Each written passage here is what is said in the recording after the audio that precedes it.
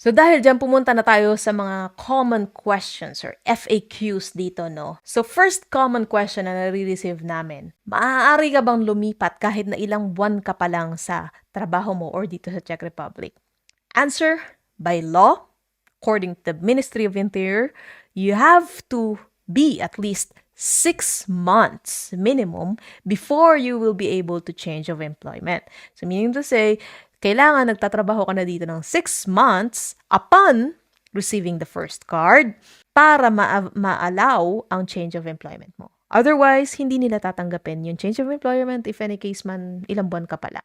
Pero may mga instances na ina-allow nila, like for example, tinanggal ka, redundancy, or maglilipat ng location pero hindi pabor sa'yo, or hindi nagbabayad ang employer mo ng sahod, or aksidente or incapacity ka na or hindi ka na pa pwede magtrabaho. So those are just the instances na pwede nilang tanggapin.